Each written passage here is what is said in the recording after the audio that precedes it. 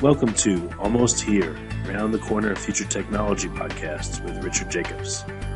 Future technologies poised to transform our lives for better or worse are the focus of this podcast. Almost here means these technologies are now here and starting to be used, or just around the corner, from Bitcoin to artificial intelligence, 3D printing, blockchain, virtual reality, and more. Hi, this is Richard Jacobs with Future Tech Podcast. Please excuse my raspy voice today. But I've got a great guest, another person from Singularity University, Darlene Damm, and we're going to be talking about some social innovation type projects she's working on. Welcome, Darlene. How you doing? Thank you. Yeah, thanks for coming. So, would you give listeners an idea of the projects that you're working on in the realm of social innovation? What are you working on? Yeah, so my role at Singularity University is I'm the Vice Chair of Global Grand Challenges, and on our faculty side, which means that I help people understand how you can use exponential technologies to solve our biggest social problems, and also what are some of the social problems that might be arising because of exponential technology. So we work with a lot of different people in companies, governments, nonprofits, to understand this, and then we also mentor and help innovators who are trying to solve these problems succeed. Yeah, first of all, I don't think people know what exponential thinking is, and maybe you can give them an overview of that and how that plays into what you do. Yeah, and that's a good question. So my background is from the nonprofit sector, and I came to Singularity University in 2011, and I didn't know what an exponential technology was. But the way that I think about it is that in our world, most of us have heard of Moore's law and computer chips, and basically Gordon Moore realized that with computer chips, there's this pattern where about every 18 months, the computer chip became more and more sophisticated, so it could do more and more and more things, while its price was being cut in half. And so when you think about this, anything that has a computer chip in it, it means that over time, it's going to become more and more and more powerful and do more and more things, while it becomes less expensive. And so we've seen this with computers, we've seen this with cell phones, and when you really start digging into, like, why does this happen? Why does Moore's law exist? Why do we have these exponential trends? It actually goes back to matter and how matter carries information, and how in nature it's expressed in different things such as fractals, which are exponential in nature. So anything that is information-based, such as computer chips, will tend to follow this exponential pattern. And that has huge implications for given right now, because we're basically turning everything around us into information. Okay, so because all of humanity's technologies are heavily information-based, they all seem to be going in an exponential direction, is what you're saying.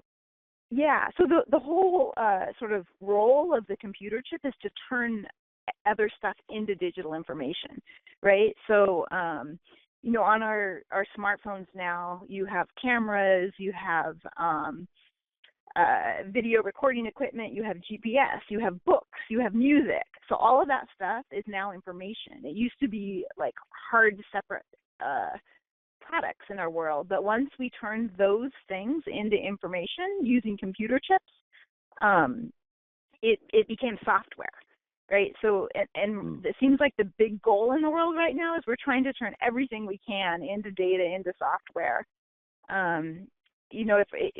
Initially it was our different products and services, but now we're actually turning our DNA, our bodies, into software, into data. And once we turn stuff into software, data, information, it'll follow this exponential trend. So what are some of the biggest social problems that you want these global challenges to attack? Yeah. Well, so in terms of technology, I think some of the first things that come to mind are issues like education or access to information, right? Because we've seen the field of online education emerge in over the last decade. But so we've sort of converted education and learning. We digitized it. We've created online education. We're able to now reach billions of people. Anyone who has an internet connection can now take like a free course from MIT or Stanford, right? So we've digitized access to education. But what's interesting to me is we're starting to see these trends happen in areas like food and water, where you might not necessarily think it's possible. For example, there's in the area of food, we're creating lots of things like vertical farms that are using sensors and robotics and data to more efficiently grow food. There's like a lot of farmers now manage their herds of cattle from their smartphones because there's chips on cows.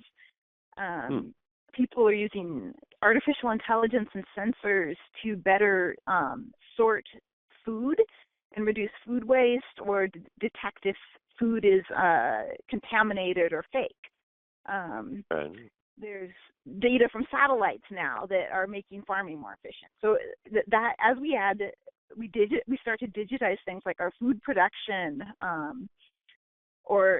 there's municipalities in Florida that are using artificial intelligence to manage their water supplies and have saved a lot of energy. And I think over $1 million just from using AI to better predict when they need to be releasing more or less water. Oh, okay. Yeah. And so it seems like there's the credo at Singularity University where they want you to think about a problem that will positively affect 1 billion people in a certain time frame. Is that right? Is that the model? Yeah, that's our big goal is, can you positively affect 1 billion people within 10 years? Wow. Yeah. How do you get people to think in that way about those problems? How does someone know that they're on the right track to thinking about directing their energies to a problem that would affect people on that scale? Any recommendations? Yeah. So there's some sets of problems that clearly like already affect 1 billion people. Like infectious diseases, for example, malnutrition, lack of access to energy, lack of access to the internet. So that there's certain social problems that do affect that many people already, right? So you can take one of those problems and tackle it from that point. Or you can sorry. Oh, sorry. And in your position, I would think that you get to see a lot of proposals and actual problems that are, people are working on. So what are some of the most interesting ones you've seen, personally that, I don't know if you're allowed to disclose, but of the ones you are. Yeah. So we have people and teams that come to the university they either have a problem that they want to solve and they're trying to better understand the technology, or they're working on something and they might be an existing company, they might be a startup, and then we help them further. Over the last few years, like some of the startups that have been created here, so there's one that's using hyperspectral imaging to better look at it. There's one that's using hyperspectral imaging to look at the safety of different types of meat and if it's been contaminated, if it's still safe in the food area. There's another called Iris AI that is using artificial intelligence to help companies better do scientific research, and they were motivated to start on this problem to solve different diseases. We have another group that a couple years ago created software that would allow blind or visually impaired people to use their cell phones to take photos of what's around them and have it described back to them. Interesting. When I came here in 2011, we started a project called the MatterNet, which became a company and came up with the idea of using drones to deliver medicine in the developing world, which then became a whole industry. There's different groups that are working on artificial meat, so growing meat from stem cells so that you don't have to slaughter animals, as well as have all the environmental damage from livestock. There's a group that was... I think that's what Modern Meadows, right? Yeah, there's Modern Meadows, and we also have one of our faculty who's working on that in the Netherlands. Oh, wow. Yeah. Of the projects, like, can we go into details about one of them? Let's talk about maybe the one where they're working to cure disease using artificial intelligence. What's a few details of that project and how are they doing it? Yeah. So they realized that there's a lot of information out there on the internet, on white papers, that people just might not be using. One, because companies or doctors either don't have time to be keeping up with all of the research, or sometimes they might not be looking in the right places because it's in a different discipline, or is using different sort of keywords that they would normally use in their profession. So they thought, okay, so can they create an artificial intelligence to basically read all of these documents and then pull out the essential information to contribute to research. But the first thing they had to do was actually train an AI and work with sources of information out there to teach it.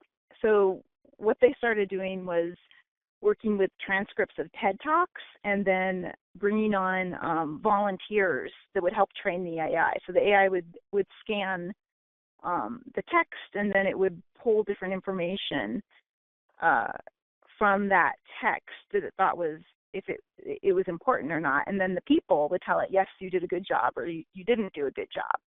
So that's how they started initially training their AI. So,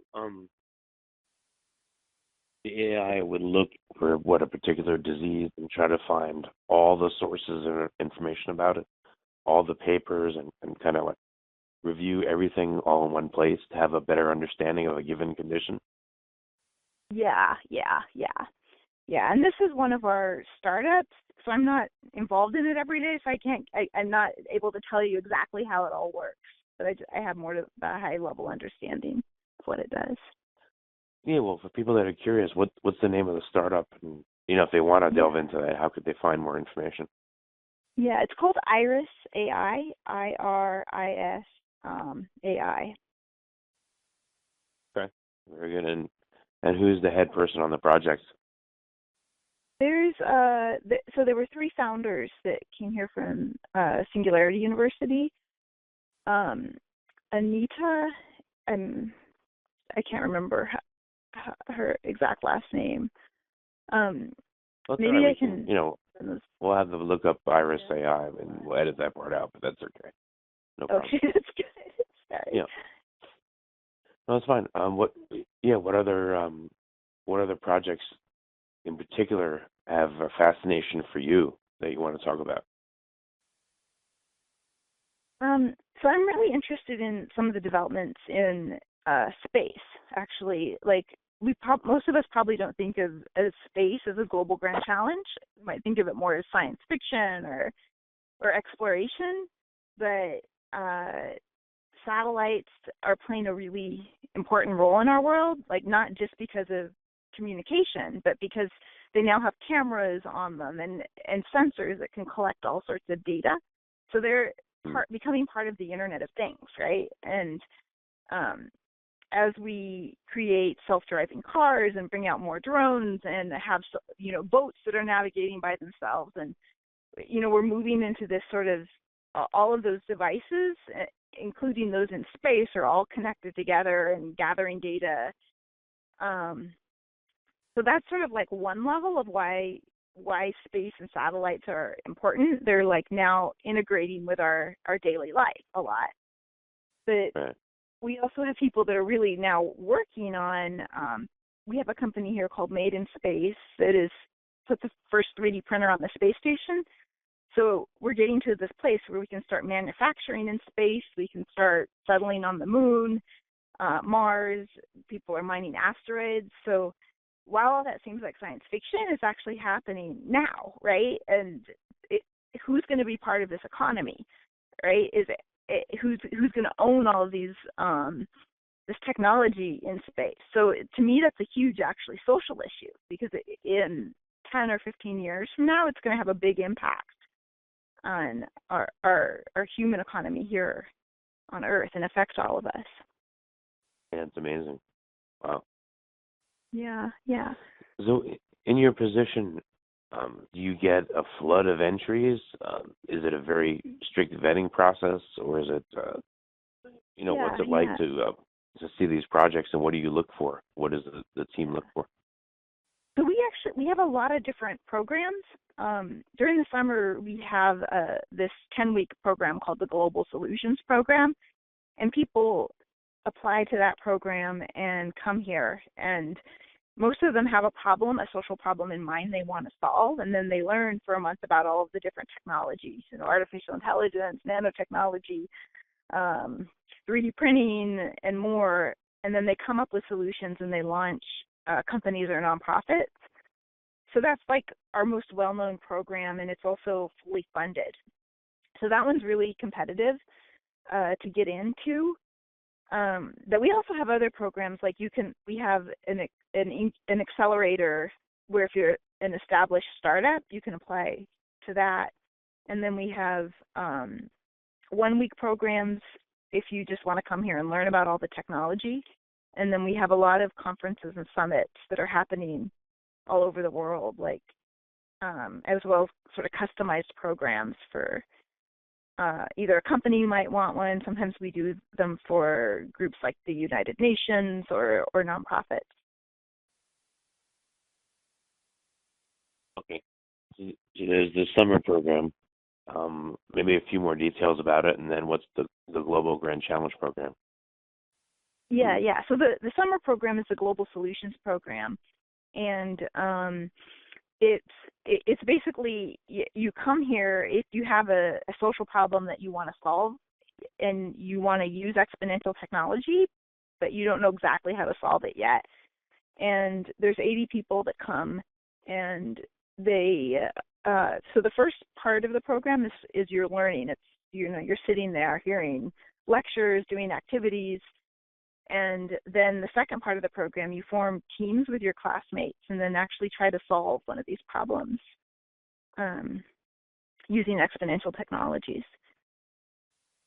Oh, okay. So, and when the program happens, what, in the summer every year? Yeah, so it runs like mid-June through mid-August. And this summer, we're actually experimenting with a theme. So the theme is going to be climate change. And who is the program open to? Is it just students? Is there an age requirement? No. Or Yeah, so it's open to people who want to start a company or nonprofit. So it's entrepreneurs, technologists, social entrepreneurs, humanitarians. But you come because you want to create a new entity. So the age range, we have a limit of 21 just for legal reasons as the youngest, but we've had people up through their 60s come to the program.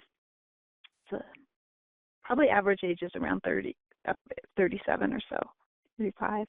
oh wow, so it's older. And is it do people pay to do the program, or is it free, or how does it work? So this program right now we actually have funding from Google to pay for scholarships. And then we also have our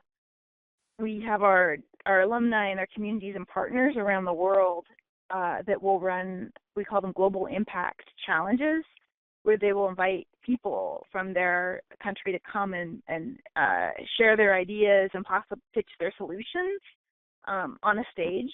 And the prize for the winner of that is you get to actually come to the program. But this program, we really want people from all over the world. We have, people coming from Myanmar, from East Africa. We really want as diverse a group as possible to come, and people who really understand the social challenges. Maybe they've worked on them in their country or experienced them themselves. So everyone comes physically, and they'll be housed at a location